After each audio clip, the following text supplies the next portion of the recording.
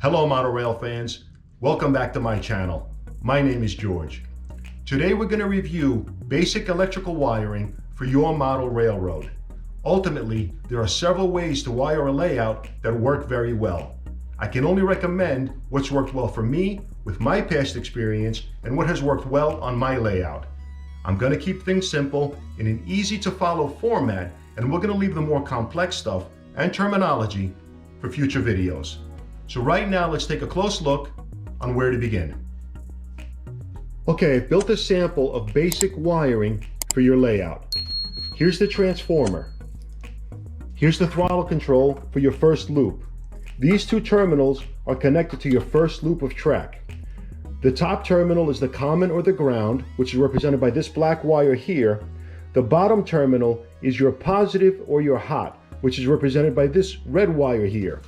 Both of these wires are your bus now, going underneath the layout. They come out of the transformer and go underneath your layout. Try to keep your wiring neat when you connect it coming out of the terminals.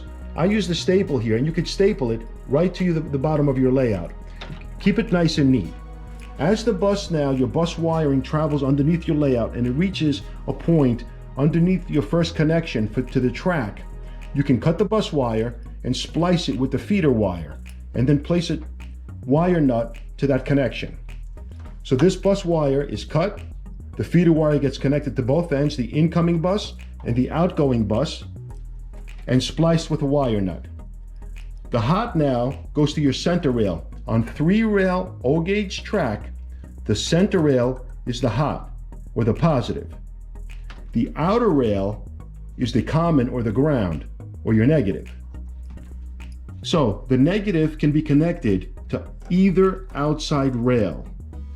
On O gauge 3-rail track, the common or the ground, once you place a locomotive or rolling stock on your track, that ground gets picked up by the wheel, transferred to the other wheel, to the other outer rail. So both rails become grounded. So again, it doesn't matter which side or which rail you connect to the bus wire for your common or your ground, which is here.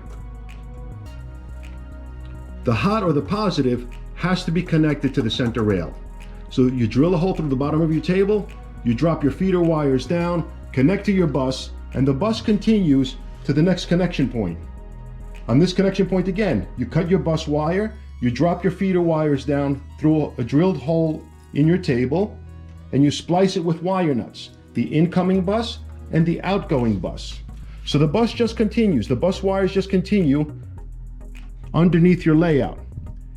At each connection point, your connection points to your track should be every 3 or 4 track, or every 3 to 4 feet.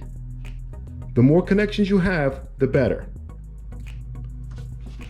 When coming to a switch, again, you can connect the common or the ground to either outside rail. When your rolling stock is coming down the track, no matter where your ground or your common is, it's getting picked up by that wheel and transferred to the other outside rail. So again, it doesn't matter which side you connect your common or your ground.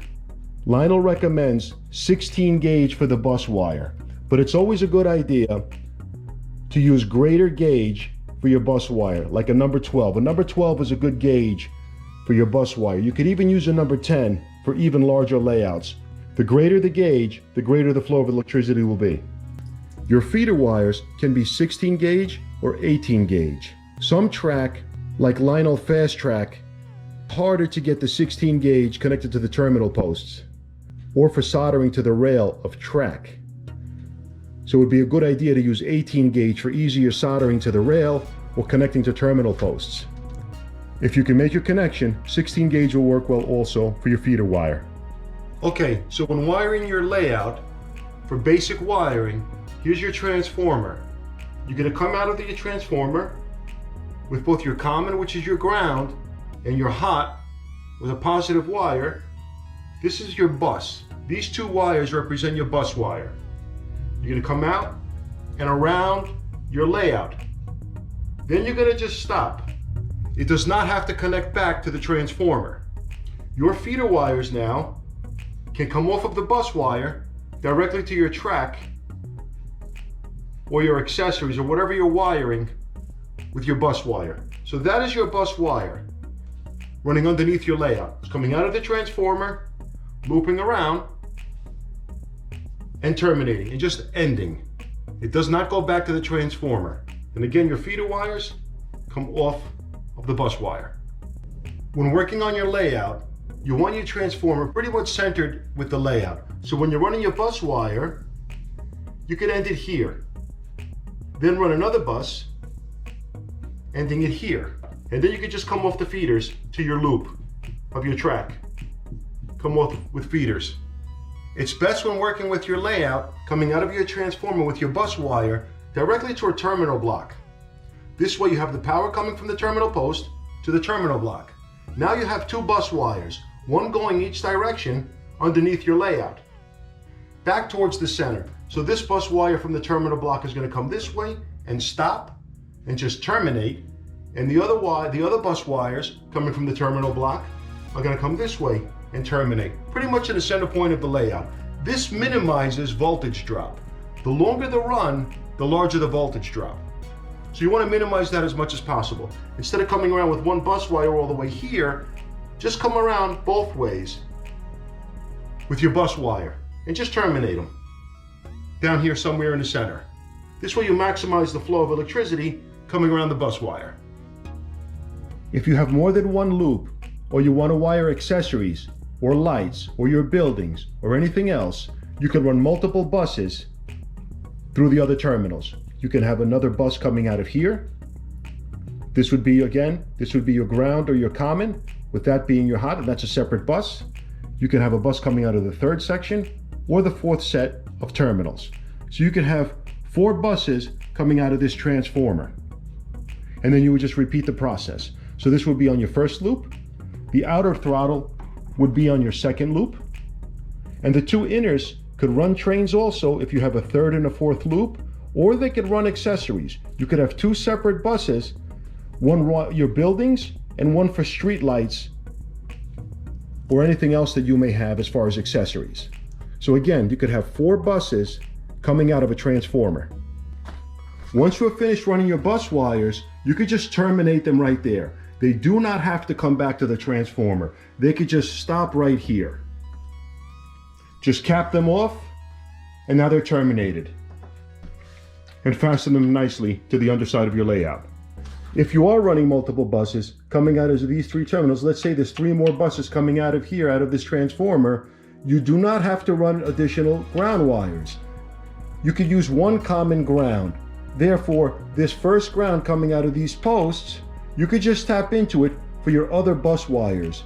You do have to run other positive or hot wires coming out of these terminals, so that you would have 1 bus, second bus, third bus, fourth bus. You do not have to run additional ground or common wires. They can share a ground.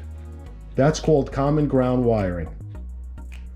When using a common ground, all the common ground finds its way back to the power source. It does not interfere with each other. Okay, here's some of the tools that you're going to require to do your basic electrical wiring. First and foremost, you need knee pads. When you're under the table, trust me, it does a number on your knees. Spools of electrical wire, an electrical tester, wire strippers, linesman pliers, various size screwdrivers, a utility knife, electrical tape, various size wire nuts, a screw gun, a drill with drill bits, electrical connectors, cable ties for tying up the wire, staples with a staple gun. These are 1/4-inch low voltage staples. These are ideal for stapling the wire to the underside of your layout, to the wood. Aviation snips, a multimeter, terminal blocks and strips, labels and/or a label maker, a pencil, a Sharpie, a pen, and a flashlight. This is a crimper. It crimps these connectors onto the wire. You need various types of wire. You're also going to need a soldering iron and electrical rosin solder.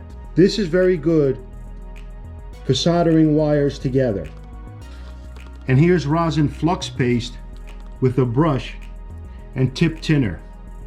At some point, you're going to have to feel comfortable soldering wires together, like when you solder the wires to the track. Some tracks have connectors with wires already soldered to the connectors, and you just slide the connectors on, such as Atlas O. But there's some track out there that doesn't have that, or solder wires together. So just get comfortable with soldering. Here's a heat gun with heat shrink tubing. That helps after you do your soldering. After you solder wires together, you just cover it with the heat shrink tubing. That should do it. That should be a complete toolkit for wiring your layout. Thank you, everybody. I hope you enjoyed this video. Until next time, bye for now.